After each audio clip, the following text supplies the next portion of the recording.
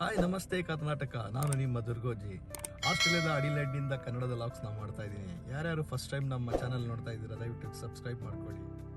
ನನ್ನ ಪ್ರವಾಸ ಕಥನ ಪ್ರಾರಂಭವಾಗುವ ಮೊದಲು ಕಾಂಗರೂ ದ್ವೀಪದ ಬಗ್ಗೆ ಕೆಲವು ಆಸಕ್ತಿದಾಯಕರ ಸಂಗತಿಗಳು ನಿಮಗಾಗಿ. ಆಸ್ಟ್ರೇಲಿಯಾ ದೇಶದ ದಕ್ಷಿಣ ಆಸ್ಟ್ರೇಲಿಯಾ ರಾಜ್ಯದ ಅಡಿಯಲ್ಲಿ ಬರುವ ಕಾಂಗರೂ ದ್ವೀಪವು ಅದರ ವಿಶಿಷ್ಟ ವನ್ಯಜೀವಿಗಳಿಗಾಗಿ ಪ್ರಸಿದ್ಧವಾಗಿವೆ. ಕ್ಲಮೇಡಿಯಾ ಎಂಬ ಬ್ಯಾಕ್ಟೀರಿಯಾ ಮುಕ್ತ ಕೊಲೋಲ ವನ್ಯಜೀವಿಗಳ ಸಂಖ್ಯೆ, ಸೀಲ್ಬೆ ಮತ್ತು ಇತರ ಸ್ಥಳಗಳಲ್ಲಿ ಆಸ್ಟ್ರೇಲಿಯಾದ ಸಮುದ್ರ ಸಿಂಹಗಳು ಮತ್ತು ಫರ್ಸೀಲ್ ಎಂಬ ಸಸ್ತನಿಗಳು, ಡನಾರ್ಟ್ ಎಂಬ ಯುರೋಪಿಯನ್ ಇಲಿ, ಗ್ಲೋಸಿ ಕಪ್ಪು ಕಾಕುಟಾಸ್ಗಳು ಕಾಂಗರೂ ದ್ವೀಪದಲ್ಲಿ ಗಮನಾರ್ಹ ಸಂಖ್ಯೆಯಲ್ಲಿ ಕಂಡುಬರುತ್ತವೆ. ಸ್ಥಳೀಯ ಪ್ರಭೇದಗಳಿಂದ ಸಮೃದ್ಧವಾಗಿರುವ ಈ ದ್ವೀಪವು ತನ್ನ ಹೆಸರಿನ ಕಾಂಗರೋಗಳ ಗಮನಾರ್ಹ ವನ್ಯಜೀವಿಗಳ ಸಂಖ್ಯೆಯನ್ನು ಹೊಂದಿದೆ ಮತ್ತು ವೈವಿಧ್ಯಮಯ ಭೂದೃಶ್ಯಗಳು, ಸಂರಕ್ಷಿತ ನೈಸರ್ಗಿಕ ಪ್ರದೇಶಗಳಿಗೆ ಹೆಸರುವಾಸಿಯಾದ ಪ್ರಮುಖ ಪರಿಸರ ಪ್ರವಾಸೋದ್ಯಮ ತಾಣವಾಗಿದೆ. ಇದು ಅಡಿಲೇಡ್ನಲ್ಲಿರುವ ಗಣೇಶನ ದೇವಸ್ಥಾನ. ಗಣೇಶನ ಆಶೀರ್ವಾದ ಪಡೆದು ನಾವು ಈಗ ಕಾಂಗರೂ ಐಲ್ಯಾಂಡ್ ಹತ್ರ ಪ್ರಯಾಣ ಬೆಳೆಸ್ತಾ ಇದ್ದೀವಿ. ಇವಾಗ ನೋಡಿದ್ರಲ್ಲ ಸ್ನೇಹಿತರೆ, ಇವಾಗ ಗಣೇಶ ಟೆಂಪಲಲ್ಲಿ ಬಂದಿದ್ವಿ. ಇಲ್ಲಿಂದ ಈಗ 100 ಕಿಲೋಮೀಟ್ರ್ ಅರೌಂಡು ಫೆರಿನ ಹತ್ತೋದಕ್ಕೆ ಹೋಗ್ತಾ ಇದ್ದೀವಿ. ಕೆಪ್ ಜೆರ್ವಿಸ್ ಅಂತ ಅಂದವೇ ಈಗ ಹೈವೇ ರೋಡ್ಗಳೆಲ್ಲ ಎಂಟ್ರಿ ಆಗ್ತೀವಿ. ಈಗ ಹೇಗಿರುತ್ತೆ ಅಂತ ರೋಡ್ ಟ್ರಿಪ್ಪಲ್ಲೇ ಡ್ಯಾಶ್ ಕ್ಯಾಮಲ್ಲೆಲ್ಲ ರೆಕಾರ್ಡ್ ಆಗುತ್ತೆ. ಸುಂದರವಾದ ಪ್ರಕೃತಿಯ ನೋಟದೊಂದಿಗೆ, ಅಚ್ಚುಕಟ್ಟಾದ ರಸ್ತೆಯೊಂದಿಗೆ, ಸಮುದ್ರದ ಅಲೆಯ ನಾದದೊಂದಿಗೆ ಹಾಗೂ ಕಡಲ ತೀರದ ದೃಶ್ಯದೊಂದಿಗೆ, ಕಡಲ ಕಿನಾರೆಯೊಂದಿಗೆ ನಮ್ಮ ಪ್ರಯಾಣ ಸಾಗ್ತಾ ಕಾಂಗರೂ ಐಲ್ಯಾಂಡ್ ಕಡೆ ಹೋಯ್ತು.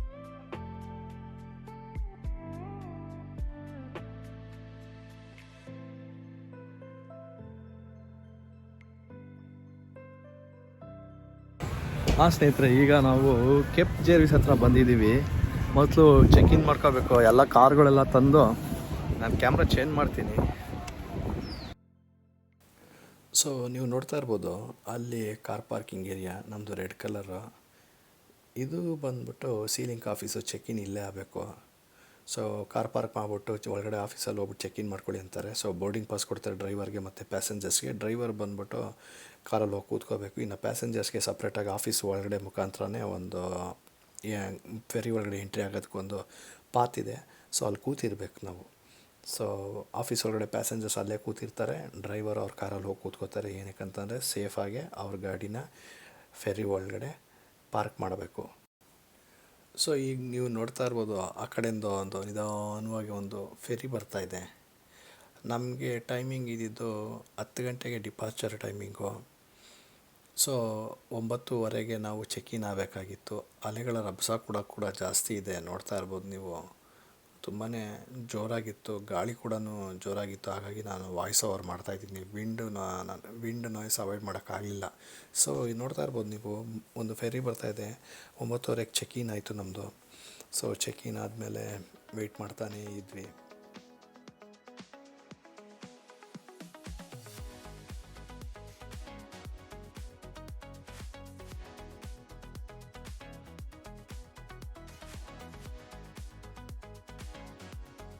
ಹೋಗ್ತಾ ನೋಡಿದ ತಕ್ಷಣ ನನಗಂತೂ ತುಂಬಾ ಖುಷಿ ಆಯಿತು. ಅಷ್ಟು ಹತ್ರದಿಂದ ಚೆನ್ನಾಗಿತ್ತು. ಆಗ್ತಾನೆ ಇದು ನಮ್ಮ ಕರ್ಕೊಂಡು ಹೋಗೋಕ್ಕೆ ಆ ಕಡೆಯಿಂದ ಪೆನಿಷಾ ಅಂತ ಒಂದು ಪೋರ್ಟ್ ಇದೆ. ಸೊ ಆ ಕಡೆಯಿಂದ ಇದು ಬರ್ತಾಯಿತ್ತಿದ್ದು ತುಂಬಾ ಚೆನ್ನಾಗಿದೆ. ಆ ಒಳಗಡೆ ಒಂದು ಶೇಪ್ ಇದೆ ನೋಡಿ, ಅದನ್ನು ನೋಡ್ತಾ ಇದ್ದಂಗೆ ನನಗಂತೂ ಶಾಕ್ ಆಗೋಯ್ತು. ಏನು ಗುರು ಇದು, ಇಷ್ಟು ದೊಡ್ಡದಾಗಿದೆ ಇದು, ಮೈ ಗಾಡ್ ಅಂದ್ಕೊಂಡೆ. ಅದು ನೋಡಿ, ಅದು ಎಷ್ಟು ಸಖತ್ತಾಗಿದೆ ನೋಡಿ. ಅದು ಆಳ ನೋಡಿ ಅದರದ್ದು. ಮೋಸ್ಟ್ಲಿ ಇದು ಒಳಗಡೆ ಹೋಗ್ತಾ ಕೆಳಗಡೆಗೆ ಇಳಿಯುತ್ತೆ, ಸಮುದ್ರದ ಕೆಳಗಡೆ ಇಳಿಯುತ್ತೆ. ಆಮೇಲೆ ಅದು ಚೇಸ್ ಮಾಡುತ್ತೆ ಅಂತ ನಾನು ಅನ್ಕೋತೀನಿ. ನಿಮ್ಗೆ ಯಾರಿಗಾದ್ರೂ ಏನಾದರೂ ಗೊತ್ತಿದ್ರೆ ಇದ್ರ ಬಗ್ಗೆ ಕಮೆಂಟ್ ಬಾಕ್ಸಲ್ಲಿ ತಿಳಿಸಿ. ಇಲ್ಲಿ ನೋಡ್ತಾ ಇರ್ಬೋದು ಮತ್ತು ಸ್ಪಿರಿಟ್ ಆಫ್ ಕಾಂಗರೂ ಐಲ್ಯಾಂಡ್ ಅಂತ. ಆಮೇಲೆ ಇದು ನಾವು ಬರೋಕ್ಕಿಂತ ಮುಂಚೆನೇ 6 ತಿಂಗಳು ಮುಂಚೆನೇ ನಾವು ಬುಕ್ ಮಾಡಿದ್ವಿ. ಸೊ ಅಂದರೆ ಈ ಕಾರನ್ನ ತೊಗೊಂಡೋಗೋಕ್ಕೆ ಒಂದು $280 ಮತ್ತು ಪ್ಲಸ್ ನಮಗೊಂದು ಎಲ್ಲ ಒಂದು $600 ಆಯಿತು.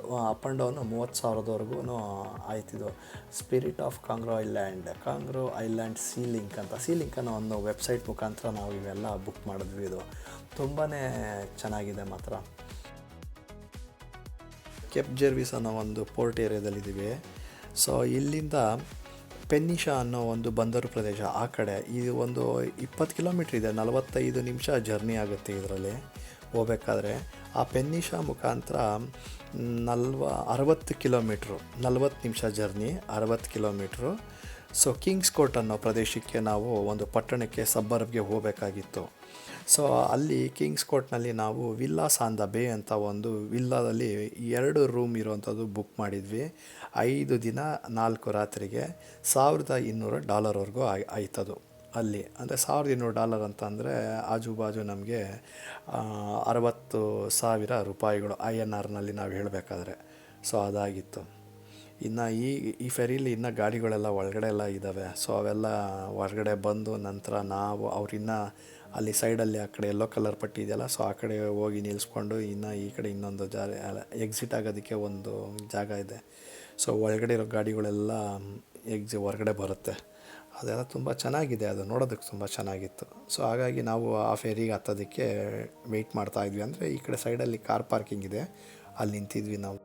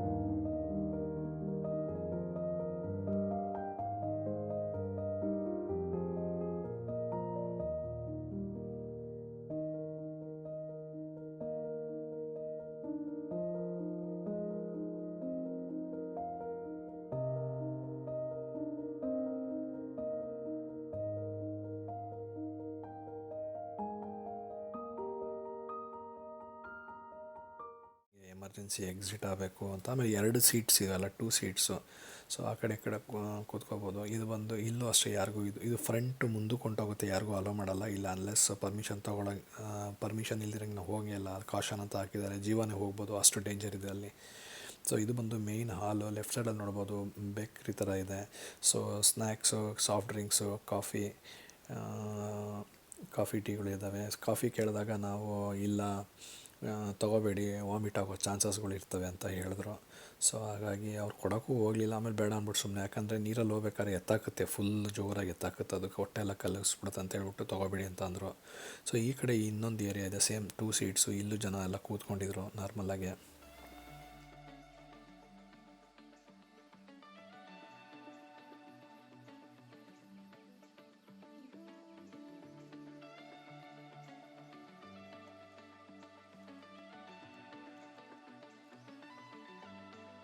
ಜರ್ವಿಸ್ ಅನ್ನೋದು ಆ ಕಡೆಯಿಂದ ಒಂದು ಪೋರ್ಟ್ ಏರಿಯಾಯಿಂದ ನಾವು ಈ ಕಡೆ ಬಂದ್ಬಿಟ್ಟಿದ್ದೀವಿ. ಅಷ್ಟು ಚೆನ್ನಾಗಿತ್ತು.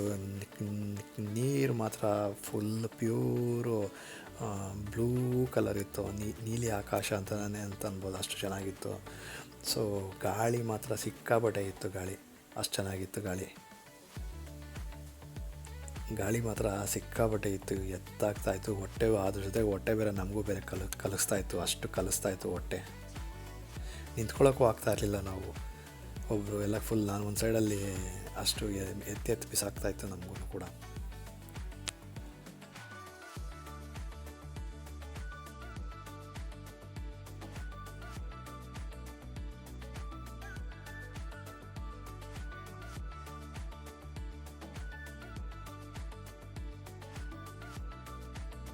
ಕನ್ನಡದ ನೀವು ನೋಡ್ತಾ ಇರ್ಬೋದು, ಹಿಂದ್ಗಡೆ ಸಿಕ್ಕಾಪಟ್ಟೆ ಗಾಡಿ ಅಂತಿದ್ದೀನಿ, ಫೆರಿ ಕಲಿಸ್ತಾ ಇದೆ. ಸೊ ಇಲ್ಲಿ ಸಪೋರ್ಟ್ ಕೊಟ್ಟು ಬ್ಯಾಕ್ ಸೈಡಲ್ಲಿ ನಿಂತ್ಕೊಂಡಿದ್ದೀನಿ. ಬ್ಯಾಕ್ ಸೈಡಲ್ಲಿ ನೀವು ನೋಡ್ತಾ ಇರ್ಬೋದು, ಅಲ್ಲಿ ಬೆಟ್ಟ ಗುಡ್ಡಗಳಿಂದ ಅಲ್ಲಿಂದ ನಾವು ಬರ್ತಾ ಇರೋದು. ಇದು ದೂರ ಹೋಗಬೇಕು, 45 ನಿಮಿಷ ಜರ್ನಿ ಇದು. ಸೊ ಫಸ್ಟ್ ಟೈಮ್ ಕನ್ನಡದಲ್ಲಿ ಒಂದು ಎಪಿಸೋಡ್ ಆಗಿ ನಾವು ಮಾಡ್ತಾ ಇರ್ತೀವಿ. ತುಂಬ ಚೆನ್ನಾಗಿದೆ ನೋಡಿ. ಕಾಂಗ್ರೋ ಐಲ್ಯಾಂಡ್ ಅನ್ನೋದೇ ಒಂದು ಅದ್ಭುತವಾದಂಥ ಪ್ರಪಂಚ. ಇಲ್ಲಿ ಎಲ್ಲರೂ ಕೂತ್ಕೊಂಡು ಊಟ ಮಾಡೋದಕ್ಕೆ ಇಲ್ಲ ಸ್ನ್ಯಾಕ್ಸ್ ತಿನ್ನೋದಕ್ಕೆ ಅಲ್ಲಿ ಬೇಕ್ರಿ ಸಿಗೋದು. ಆ ಸ್ಟೆಪ್ಸಿಂದ ರೈಟ್ ಸೈಡಲ್ಲಿರೋ ಅಲ್ಲೇ ಬೇಕ್ರಿ ಇರೋದು. ಆ ಥರದಂಥ ಎಲ್ಲ ಆಸನದ ವ್ಯವಸ್ಥೆಗಳನ್ನೆಲ್ಲ ಮಾಡಿದ್ದಾರೆ. ಸಿಕ್ಕಾಪಟ್ಟೆ ಎಲ್ಲ ಇನ್ಸ್ಟ್ರಕ್ಷನ್ಸ್ ಮ್ಯಾನ್ಯಲ್ಸ್ಗಳು ಜಾಸ್ತಿ ಇದೆ. ಸೀಲಿಂಗ್ ಅಂದರೆ ಏನು, ಹೆಂಗಿರಬೇಕು, ಏನು ಬಯೋಸೆಕ್ಯೂರಿಟಿಗಳು ಏನು ಆ ಥರದ್ದು. ಆಮೇಲೆ ಎಮರ್ಜೆನ್ಸಿಗೆ ಬಂದಾಗ ಹೆಂಗೆ ನಾವು ಎಸ್ಕೇಪ್ ಆಗಬೇಕು, ಸೊ ಆ ಥರದ್ದು ಎಲ್ಲ ಇನ್ಫಾರ್ಮೇಷನ್ಸ್ಗಳು ಎಲ್ಲ ಕಡೆನೂ ಅಸೈನ್ ಮಾಡಿದ್ದಾರೆ. ಎಲ್ಲ ಕಡೆನೂ ಡಿಸ್ಪ್ಲೇ ಮಾಡಿದ್ದಾರೆ. ಈಗ ನೋಡ್ತಾ ಇರ್ಬೋದು ನೀವು, ಆಲ್ಮೋಸ್ಟ್ ಇನ್ನು ನಾವು ಕಾಂಗ್ರೋ ಐಲ್ಯಾಂಡ್ಗೆ ಹತ್ತತ್ರ ಬರ್ತಾನೇ ಇದ್ದೀವಿ. ಸೊ ನಾನಂತೂ ಒಳಗಡೆ ಕೂತ್ಕೊಬಿಟ್ಟಿದ್ದು ಫ್ರಂಟ್ ಡೆಸ್ಕಿಂತ ಮಾಡ್ತಾಯಿದ್ದೆ. ಎಷ್ಟು ಕಲಿಸ್ತಾ ಇದೆ ಅಂದರೆ, ಎಷ್ಟು ಬೆಂಡ್ ಆಗ್ತಾಯಿದೆ ಅಂತ ನೀವೇ ನೋಡ್ಬೋದು. ಹೊಟ್ಟೆ ಹಂಗೆ ಕಲಿಸ್ತಾ ಇತ್ತು ಸಿಕ್ಕಾಬಟ್ಟೆ. ನನಗಂತೂ ಈ ಎಂಡ್ ಆಫ್ ದ ಮೂಮೆಂಟಲ್ಲಿ ಯಾವತ್ತೂ ಆಗದಿರೋಂಥ ಎಕ್ಸ್ಪೀರಿಯೆನ್ಸು, ವಾಮಿಟ್ ಬರೋಂಗೆ ಆಗೋಯ್ತು ನನಗೆ. ಲಕ್ಕಿಲಿ ಬಂದಿಲ್ಲ, ಬಟ್ ಯಾವಾಗ ಹೋಗಿ ತಲುಪ್ತೀನಪ್ಪ ಅನ್ನಿಸ್ಬಿಡ್ತು ನನಗೆ. ಅಷ್ಟು ಒಂಥರ ಫೀಲ್ ಆಯ್ತು. ಇದು ಸ್ಟಾರ್ಟಿಂಗು ಮತ್ತು ಎಂಡಿಂಗ್ ಏನು ಪ್ರಾಬ್ಲಮ್ ಇರಲಿಲ್ಲ, ಬಟ್ ಮಧ್ಯದಲ್ಲಿ ಸ್ಟಾರ್ಟ್ ಆಯ್ತಲ್ಲ, ಅಷ್ಟು ಸಿಕ್ಕಾಪಟ್ಟೆ ಕಲಿಸ್ತಾ ಇತ್ತು. ಆ ಕಡೆ ಈ ಕಡೆ, ಈ ಕಡೆ ಆ ಕಡೆ, ನೀವು ನೋಡ್ತಾ ಇರ್ಬೋದು.